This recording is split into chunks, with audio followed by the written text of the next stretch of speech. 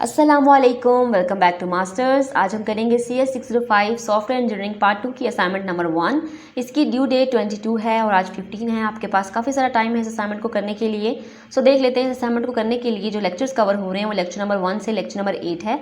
सो अगर आपने अभी तक लेक्चर नहीं लिए तो मैं आपको रेकमेंड करूँगी कि सबसे पहले आप अपने लेक्चर्स लें और उसके बाद इस असाइनमेंट को देखें, तो आप बहुत आसानी से इसको सॉल्व कर पाएंगे।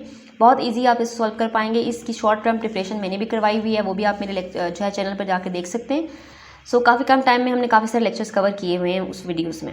अब देख लेते हैं। सबसे पहले तो आपके जो इस असाइनमेंट में आपने जो असाइनमेंट सबमिट करवानी है वो डॉक की फॉर्मेट में करवानी है। ये एक इंपॉर्टेंट चीज़ थी कि असाइनमेंट डॉक फॉर्मेट में सबमिट होगी, ठीक है। और बाकी की सारी वही गाइडलाइंस है जो हर असाइनमेंट की होती हैं। अब हम इसका क्वेश्चन देख लेते हैं।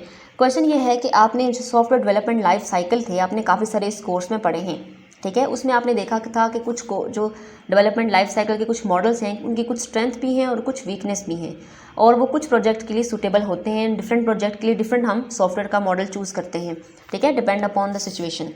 तो अब आपने क्या करना है, आपने एक एग्जांपल और एक सिनेरियो या फिर आप एग्जांपल एक कोट करें और 3 मॉडल आप अपनी मर्जी के चूज़ करेंगे, ठीक है। काफ़ी सारे मॉडल आपने बुक में पढ़े थे। लेक्चर नंबर 3 से आपके मॉडल स्टार्ट होते हैं। लेक्चर नंबर 3, 4, 5 में काफ़ी सारे मॉडल एक्सप्लेन हैं। वहाँ से आपने 3 सॉफ्टवेयर लाइफ साइकिल के मॉडल को चूज़ करना है और उसके बाद उनकी एक एग्जांपल या फिर सिनेरियो देना है, ठीक है। और आपने अपना आंसर जो है वो गिवन टेम्पलेट में ही फिल करना है। यहाँ पे उन्होंने डाउन आपको एक टेम्पलेट दी है, आप देख सकते हैं। यहाँ पर आपने मॉडल का नाम लिखना है और फिर आपने एक एग्जांपल यहाँ पर लिखनी है। Again submit your file in doc, not docs, okay. अच्छा, अब हम इसको देख लेते हैं हैंडआउट से। आपका लेक्चर नंबर 3 है, वहाँ से हमने मॉडल पढ़े थे, लाइफ साइकिल मॉडल। यहाँ पर ये सारे गिवन है। बिल्ड एंड फिक्स मॉडल है, वाटरफॉल है, रैपिड प्रोटोटाइपिंग है, इंक्रीमेंटल है, एक्सट्रीम प्रोग्रामिंग है, स्पाइरल है, ऑब्जेक्ट ओरिएंटेड है, काफ़ी सारे। यहाँ से आप सारे मॉडल को पढ़ सकते हैं और फिर उनको चूज़ कर सकते हैं, ठीक है। अब हम देखते हैं असाइनमेंट को। तो काफ़ी सारे मॉडल हैं, आप कोई से भी 3 चूज़ करेंगे अपनी मर्जी के। तो यहाँ पर मैंने असाइनमेंट सॉल्व किया है। मैंने इंक्रीमेंटल मॉडल चूज़ किया है, स्पाइरल मॉडल चूज़ किया है और रैपिड एप्लीकेशन डेवलपमेंट मॉडल को चूज़ किया है। अब मैं आपको बताऊंगी कि मैंने ये चूज़ क्यों किए हैं। सबसे पहले तो इंक्रीमेंटल मॉडल है। इंक्रीमेंटल मॉडल को हमने बुक में पढ़ा था। इंक्रीमेंटल मॉडल में क्या होता है कि छोटे छोटे इंक्रीमेंट्स में हम अपने सॉफ्टवेयर को बनाते हैं और उसके बाद उसको डिलीवर भी करते हैं और चेक करते हैं कि वो हमारा वर्क कर रहा है या नहीं कर रहा। तो हमने देखा था कि वाटरफॉल मॉडल सबसे पहले बनाया गया था। तो वाटरफॉल मॉडल में क्या था कि हम पीछे नहीं जा सकते थे अपने स्टेप्स में, हमें कंटिन्यू एक स्टेज के बाद दूसरी स्टेज के बाद तीसरी स्टेज में जाना पड़ता था। अगर कोई मिस्टेक हो जाती थी तो हमें शुरू से शुरू करना पड़ता था, ठीक है। तो इस वजह से वो फेल हो गया था। फिर इंक्रीमेंटल मॉडल आया जिसमें क्या हुआ कि छोटे छोटे पार्ट्स में बनाया गया और उसके बाद उसको चेक किया गया कि सब कुछ ठीक है, तो तभी हम अगले स्टेप पे जाते थे। तो वो छोटे छोटे इंक्रीमेंट्स में हम उसको सेट करते थे, तो उसको हम इंक्रीमेंटल मॉडल कहते हैं। इसको हम पहले हैंडआउट से देख लेते हैं, फिर हम देखते हैं कि हमने क्या लिखा है। यहाँ पर इंक्रीमेंटल मॉडल आपके लेक्चर नंबर 4 की स्टार्टिंग में ही है और इनने वाटरफॉल मॉडल का ड्रॉबैक भी बताया जो मैंने अभी आपको बताया है। इंक्रीमेंटल मॉडल ने इस इशू को ओवरकम किया था और ये वाटरफॉल मॉडल के बिल्कुल ऑपोजिट था। इसमें क्या था कि स्मॉलर पीसेस अपने बनाए जाते हैं और डिलीवर किए जाते हैं क्लाइंट को रेगुलर इंटरवल्स पर, और फिर चेक किया जाता है कि कोई मिस्टेक तो नहीं है। कोई मिस्टेक आती है, क्विक फीडबैक मिल जाता है आपको क्लाइंट से, और फिर आपने उस फीडबैक को क्विकली आप उस फीडबैक को देखते हैं। कोई मिस्टेक है तो आप उसको वेरीफाई कर लेते हैं और उसके बाद अगले स्टेप पे जाते हैं। जैसे रिक्वायरमेंट फेस है, रिक्वायरमेंट फेस को सबसे पहले वेरीफाई करेंगे, कोई मिस्टेक आ गई है तो हम इसी में रुकेंगे, फिर हम आगे स्पेसिफिकेशन फेज़ में जाएंगे। तो इस वजह से ये इंक्रीमेंटल मॉडल हमारा इस तरह से इंक्रीमेंट्स पे काम करता है। तो ये आप सारा डाटा यहाँ पर लिख सकते हैं एक्सप्लेनेशन में। उसके बाद आपने एग्जांपल एक देनी थी, तो यहाँ पर मैंने 2 एग्जांपल्स लिखी हैं, तो आपने सिर्फ एक एग्जांपल लिखनी है। 2 मैंने आपको जस्ट आइडिया के लिए दिए। तो यहाँ पर एग्जांपल नंबर 1 देखें कि एक कंपनी है जो एक वेब बेस्ड सिस्टम को डेवलप करना चाहती है जो कस्टमर का डाटा और सेल को मैनेज करे। उनकी जो रिक्वायरमेंट्स थी वो वेल डिफाइंड थी, लेकिन कंपनी के पास बजट लिमिटेड था। तो वो देखना चाहते थे कि उनकी प्रोग्रेस क्या चल रही है, ठीक है। तो अगर वो इंक्रीमेंटल मॉडल बनाएंगे तो हर स्टेप पे वो अपनी प्रोग्रेस देख लेंगे, ठीक है। रिक्वायरमेंट फेज पे प्रोग्रेस देखेंगे कि सही है, उनके बजट के अकॉर्डिंग है या नहीं, क्योंकि उनका बजट लिमिटेड है। तो लिमिटेड बजट वाले क्या करते हैं कि वो इंक्रीमेंटल मॉडल को फॉलो करते हैं और अपने प्रोजेक्ट को साथ साथ देख लेते हैं कि कहाँ पर मिस्टेक है, उसको फिर क्लियर कर लेते हैं। दूसरी एग्जांपल मैंने यहाँ पर लिखी है कि यूनिवर्सिटी जो है वो एक न्यू लर्निंग मैनेजमेंट सिस्टम को डेवलप करना चाहती है स्टूडेंट्स और फैकल्टी मेंबर्स के लिए। तो इनके लिए भी इंक्रीमेंटल मॉडल ही बेस्ट होगा, क्योंकि ये अलाउ करता है कि आप डेवलप और डिलीवर करें एलएमएस को इन स्मॉलर इंक्रीमेंट्स में। आप अपने प्रोजेक्ट को डेवलप करें और उसके बाद आप चेक कर लें कि उसमें कोई मिस्टेक तो नहीं है और आप उसको इम्प्रूव कर सकें, ठीक है। तो इंक्रीमेंटल मॉडल क्या होता है, जिसमें हम छोटे छोटे पार्ट्स में अपने प्रोग्राम को, अपने जो है मॉडल को डिवाइड कर लेते हैं। पहले हम एट स्टेज में वेरीफाई करते हैं, उसके बाद ही हम अगली स्टेज में जाते हैं, ठीक है। तो आपने अपनी मर्ज़ी के मॉडल चूज़ करने थे, तो हमने यहाँ पर इंक्रीमेंटल मॉडल चूज़ किया है। सेकंड हमने स्पाइरल मॉडल चूज़ किया है। स्पाइरल मॉडल जो है वो बेस्ट है सॉफ्टवेयर प्रोजेक्ट के लिए, जब आपका प्रोजेक्ट बहुत ही कम्प्लेक्स होता है और लार्ज होता है, ठीक है, और वहाँ पर जो रिस्क का चांस होता है वो बहुत ज़्यादा हो जाता है, तो वहाँ पर स्पाइरल मॉडल बेस्ट होता है। तो इस सबसे पहले इसको हम हैंडआउट से पढ़ेंगे, उसके बाद हम जो है वो इसको यहाँ से देखेंगे कि असाइनमेंट में मैंने क्या लिखा है।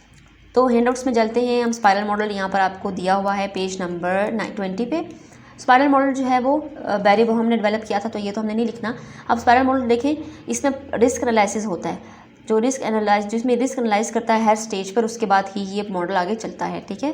तो यहाँ पर इसकी काफ़ी डिटेल लिखी है, तो आप यहाँ से अपने हैंडआउट्स में से भी इसको पढ़ सकते हैं कि ये बहुत सेंसिटिव होता है रिस्क से, और ये कहाँ पर इस्तेमाल होता है, इस जो है वो लार्ज स्केल सॉफ्टवेयर डेवलपमेंट के लिए इस्तेमाल किया जाता है। तो यही बात मैंने असाइनमेंट में भी लिखी है कि इसको हम लार्ज और कम्प्लेक्स प्रोजेक्ट के लिए इस्तेमाल करते हैं। अब इसकी एग्जांपल देखते हैं। एग्जांपल 1 है कि अगर आप एक कम्प्लेक्स डिफेंस सिस्टम डेवलप करना चाहते हैं तो आपके लिए स्पाइरल मॉडल बेस्ट रहेगा, क्योंकि वो जो है वो कॉन्स्टेंट फीडबैक पे और रिस्क एनालिसिस पे फोकस करता है, ठीक है। हम अगर एक बड़ा और कम्प्लेक्स सिस्टम बना रहे हैं तो हमारे लिए स्पाइरल मॉडल बेस्ट होगा।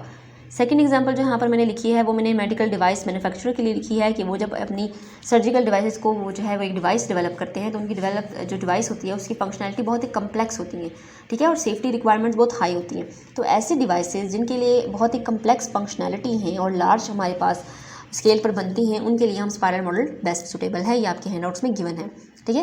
तो requirement for the device are not fully defined नहीं है, और डिग्री जो है रिस्क की बहुत ज़्यादा रिस्क है यहाँ पर इस डिवाइस को बनाने में। इस वजह से मैंने इस एग्जांपल को यहाँ कोट किया है, क्योंकि जो स्पाइरल मॉडल होता है उसमें रिस्क का बहुत ज़्यादा चांस होता है। तो थर्ड हमने मॉडल चूज़ किया वो हमने रेट चूज़ किया है, यानी कि रैपिड एप्लीकेशन मॉडल।